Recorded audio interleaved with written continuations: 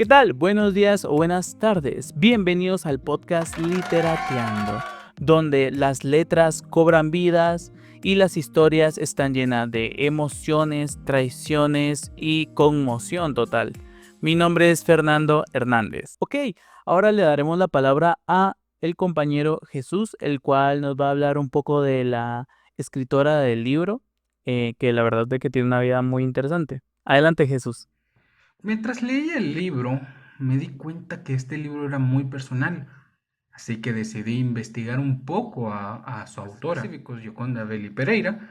Ella tiene una vida muy interesante y la razón por la cual escribió este libro es muy fuerte en el sentido de que carga un peso emocional y también una razón de ser. Ella nació el 9 de diciembre de 1948 en Managua, Nicaragua. Es una poeta, novelista y sobre todo, que esto lo confirma, una activista nicaragüense. Sus obras literarias siempre están traducidas en diversos idiomas, pero en esta en específico está traducida a más de 20 idiomas. Ha sido ampliamente reconocida y galardonada a nivel mundial. Además de que su talento artístico es conocido por su compromiso con lo político y la defensa de los derechos humanos y la libertad de expresión. Yoconda no solo vela por la seguridad de su país o los desafortunados, también aboga por la libertad de expresión, como una activista muy recurrente en ese medio, retratando sus historias mediante los libros. Ha sido galardonada por muchas de sus historias, tales como el premio de la Biblioteca Breve, el premio de Sor Juana Inés de la Cruz, el premio de Hernán Kesten o también el premio de Ana Sergers. Por sus obras que ha escrito alrededor de su vida, pero las más reconocidas podrían ser La mujer habitada de 1988, El país de las mujeres del 2010 que le valió un premio, o El intenso calor de la luna de 2014. Pero vamos a hablar de justamente de un silencio lleno de murmullos. ¿Por qué digo esto? Ya que además de ser su libro o uno de sus libros más recientes, publicado el 2 de octubre de 2024, Yoconda Belli fue impulsada a escribir este libro por una profunda necesidad de explorar y reconciliar las tensiones entre su vida personal y su compromiso político. La novela surge durante el confinamiento de la pandemia, un periodo que le permitió reflexionar sobre el coste de qué fue entregar su vida a la revolución y a la milicia. Esto lo escribió durante la pandemia, es como una proyección de sus pensamientos a esos años. Ella reflejó en una entrevista que deseaba abordar la desilusión de que se sentía invertir su juventud y la energía en un proyecto que no culmina como se espera, que fue sus años en la milicia y la revolución. En su caso, esta relación con la revolución sandina, que inicialmente representaba un sueño de justicia y libertad, pero con el tiempo se transformó en una dictadura bajo el régimen de Daniel Ortega. Mi compañero Fernando les va a explicar todo ese contexto que apoya el libro. Muchas gracias, Jesús, por tu intervención. La verdad es que es algo certero, muy interesante. Ok, en este otro segmento tenemos pues el contexto del libro. Un contexto más bien desde un punto histórico. Recordemos que aquí se menciona al personaje Penélope, el cual es la hija de Valeria.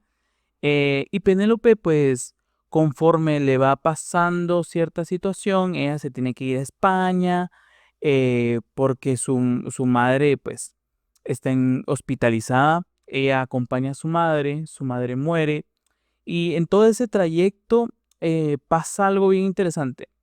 Estamos hablando de un contexto en pandemia. Los aeropuertos se cierran, ella está encerrada en la que antes era casa de Valeria, empieza a limpiar y cuestiones así. eh, Poco a poco nos va entrando a un contexto histórico que vivió Valeria, el cual fue el movimiento sandinista. Este movimiento es una guerrilla la cual estaba en contra del reinado, pongámoslo así, de Somoza, el cual tenía el poder y era un dictador en Nicaragua bastante fuerte, se vivió bastante conmoción. Entonces, en este libro nos hace match con lo que pasó en Nicaragua, entonces habla un poco de la política. Buscando algunas citas interesantes para traerles a nuestros oyentes, pues me topé con esta. Creo que empezó a morir cuando se percató de que esa gesta que le dio sentido a su vida se había convertido en humo negro, indistinguible de la perversa era que iniciaron Ortega y su mujer al retornar en nombre del sandinismo para endiosarse en el poder. Prácticamente aquí Penélope nos comparte que Valeria empezó a morir mucho antes de sentirse mal, ya que sus ideales fueron prácticamente aplastados. Esto fue lo que le pasó a Valeria y la frustración que lo describe en todo el resto del libro. Y Penélope va descubriendo muchas cosas de Valeria e incluso nos cuenta algo muy importante, un contexto histórico que vivió Penélope. Ahorita vamos a ver y vamos a adentrarnos a ese contexto. Una cita que me pareció muy interesante para lo que vamos a explicar es, Penélope nos dice, los francotiradores con sus fusiles Dragunov dispararon sin fallar a cabezas y torso de estudiantes. Esto nos da contexto de la gran noticia que pasó en Nicaragua el 23 de julio de 1959, la cual Somoza pues mandó a la Guardia Nacional a dispararle a estudiantes universitarios, los cuales estaban manifestándose por la dictadura. En el libro nos dan una pincelada sobre eso. Ella menciona que ella se encontraba en la universidad y que empiezan a ver esos disparos, después ella huye y entonces pasa ese movimiento horrible, ella también lo vive. Volviendo a la realidad y no al libro, nos dice de que el 23 de julio, en nombre de los estudiantes que murieron, lamentablemente, en Nicaragua se recuerda como el Día del Estudiante Nicaragüense. Ese día se conmemora recordando a esas personas que fallecieron en ese acontecimiento tan horrible, tan inhumano. Ok, del contexto histórico, social, nos vamos a pasar a la temática del libro. La verdad que Gioconda nos deja algo bien interesante en esta cita, la cual Valeria expresa. En esa sala no se me hizo extraña la ausencia de fotos omnipresentes en casa de familia. Así era Valeria. Creo que Penélope al vivir la muerte de su madre, sosteniéndole la mano en el hospital, y que le viene el confinamiento al mismo tiempo, creo que ella se esperaba al entrar a la casa de Valeria alguna foto de ella, tal vez en la sala, más presente. Sin embargo, pues la encuentra en la mesita de noche, pero no le es conforme, diría yo, porque sí critica esta parte en esta cita, pero al menos pues se da cuenta del contexto que tenía su madre de ella o que ella cree que tiene de su madre. Esta yo creo que es la pregunta más frecuente que nos encontramos en el libro. Em, Nos hace preguntar cómo realmente es la perspectiva de Valeria hacia Penélope, porque nos adentramos más en la perspectiva de Penélope que en la de Valeria. Otra de las ideas que nos da el autor es la comparativa entre Valeria y Penélope, ya que Penélope se describe tal vez como una persona delgadita. Cuando menciona a Valeria, la menciona como una persona muy fuerte, valiente y muchas cosas más, la verdad. También pues nos hace preguntar y nos hace indagar mucho en qué va a encontrar en la casa. Entonces, eso creo que le pone el sazón al libro porque poco a poco va descubriendo eh, compartimientos secretos, libros que a ella también le parecen interesantes leer. Creo que va desarrollando también una dependencia al gatito, Tales, y también la intriga que nos empieza a invadir cuando encuentra en un libro falso fotos de una niña. Algo que también me pareció interesante en el libro fue esta cita. En esos tiempos yo me enamoraba de las mamás de algunas amigas, amas de casa burguesas, como las llamaba mi madre despectivamente.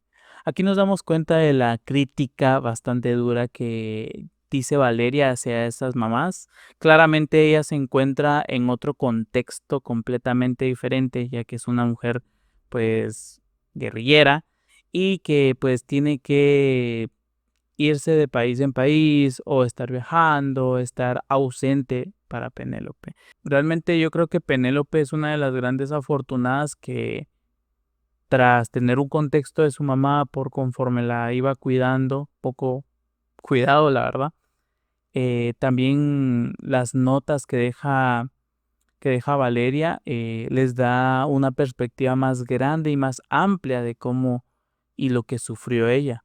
Claramente en el libro nos encontramos que Penélope tiene otra hermana, nos encontramos que hay muchos secretos que Valeria pues se sentía tal vez una persona débil para no contarlo, pero es interesante, la verdad. Bueno, y platicando un poco acerca de las innovaciones estilísticas que tuvo esta obra, podemos encontrar cómo es que esta obra logró conectar un montón con quien la lee, ¿verdad? En este caso, gracias a cómo está narrada, creo que logró tener un impacto un poquito más fuerte, porque a pesar de ser una obra relativamente moderna, toca y se lanza bien a explorar temas como súper tabús, ¿verdad? Como lo es la sexualidad femenina. A ver, nos presenta a Valeria no solo como una protagonista, sino también como una guerrera. En este caso, la autora impulsa, considero yo, el feminismo de una forma bastante positiva. Animando, en este caso podemos ver cómo en la obra Valeria anima a su propia hija, a Penélope, a que se autoexplore, se autodescubra de mil maneras, ¿verdad? Y eso dándole una libertad que ella misma buscó y proclamó, ¿verdad? A una manera de ser. Y eso se ve bastante reflejado en el capítulo 12, que dice, a ver, en uno de sus escritos obviamente, dice, la sexualidad no es más que una manera de ser, de apropiarse de todo que una es como mujer, y blandir con orgullo y sin miedo. Es como si rompiera barreras como bastante fuertes, invisibles, porque obviamente creo que la sociedad de alguna forma nos tiene como a las mujeres como muy previstas, como en una sola caja, ¿verdad? Entonces creo que lo hizo de una manera bastante sutil, pero bastante positiva, ¿verdad? Que generó al final del día, generó bastante impacto. Aparte podemos decir que Yoconda incluso toca temas como lo es una cierta manipulación, ¿verdad? A ver, pero lo hace de una forma bastante estratégica porque muestra a Valeria cómo usa tanto su intelecto, ¿verdad? Pero también cómo usa su feminidad de una forma bastante estratégica, ¿verdad? Y si esto le sumamos también que el libro sitúa de un tema o un trama muy personal en un contexto bastante poco convencional, pero bastante impactante, como lo es la pandemia en su momento, a ver, creo que se pone aún más interesante, ¿sabes? Y bueno, la autora creo que logra resaltar un montón los puntos que son difíciles de abordar. Creo que lo hace de una forma bastante sutil, pero bastante bien lograda, porque creo que tampoco los deja de lado, ¿verdad? Creo que por otra parte también podemos ver a Penélope cómo sufre ella de altibajos emocionales constantemente, y eso es parte de lo que es el duelo hacia un ser querido. Creo que todos en algún punto hemos pasado por esa parte, ¿verdad?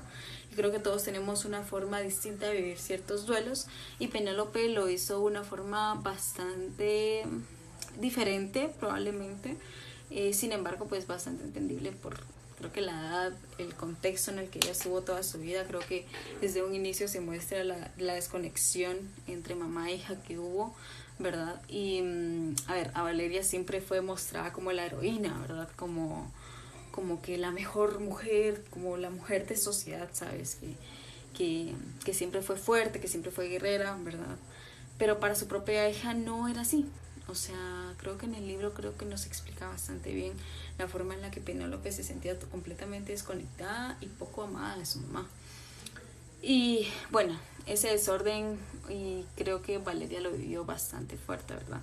También incluso podemos ver y podemos, a ver, resaltar un poco en el capítulo 1 con una frase que ella dijo, que dice: nunca mientras vivió sentí tal amor por ella como en esa despedida silenciosa. A ver, esto sin duda considero que fue una, una forma de expresar la profunda desconexión que había entre ellas dos, ¿verdad? A ver, creo que a lo largo del libro considero que ella va viviendo ciertas experiencias a través de las cartas que Valeria le deja. Sin embargo, estando en su presencia probablemente no hubiera sido así, o hubiera costado muchísimo que llegaran hasta ese punto, ¿verdad? Entonces, parte del duelo de Valeria fue vivir o imaginar cómo sería viviendo como esa parte con su madre a través de las cartas que ella misma dejó, ¿verdad? A ver, creo que al final esta obra plantea temas súper interesantes, considero yo, sobre cómo cada persona maneja un duelo de diversa manera y los procesos también muy diversos, perdón. Y bueno, creo que se me hace magnífica la obra, se me hace fantástica, me gusta la forma en la que abordó ciertos temas, creo que lo hizo súper bien logrado, ¿sabes?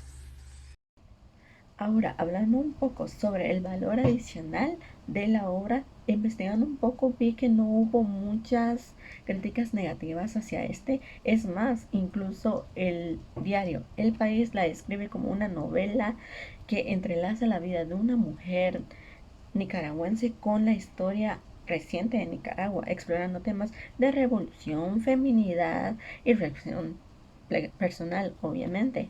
Por su parte, el medio Confidencial destaca que la protagonista, una escritora, huye de la represión y enfrenta los problemas emocionales del exilio.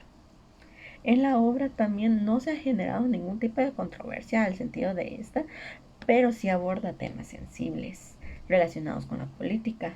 La escritora exiliada política utiliza la novela como para reflexionar sobre la traición de los ideales revolucionarios por parte del gobierno de Nicaragua. Esta crítica es bien recibida por quienes comparten una perspectiva. Ahora, en conclusión, Un silencio lleno de murmullos se considera una obra significativa de la lectura hispanoamericana, ya que ofrece una perspectiva íntima, podría decirse así, sobre las luchas por la injusticia social y la igualdad, temas que resuenan globalmente y capturan la esencia de la perseverancia y la resiliencia humana. Además que la escritora entrelaza su experiencia personal con la historia de Nicaragua, conecta con la realidad de la región. Ahora quisiera dejarles un fragmento del libro que es casi hasta el final, pero que me gustó bastante. Y esa es: mi soledad nunca estuvo sola. Comprendo a Valeria y me comprendo. En este caso lo que hace es cerrar un ciclo en la vida de la protagonista, ya que conforme ella fue abriendo los ojos, fue dándose cuenta de todo el contexto y ahí es donde se cierra el ciclo. Y más que todo, enterándose también de que su madre en verdad la amaba, tal vez no con un amor correspondido, pero se seguía dentro de las paredes de ese hogar.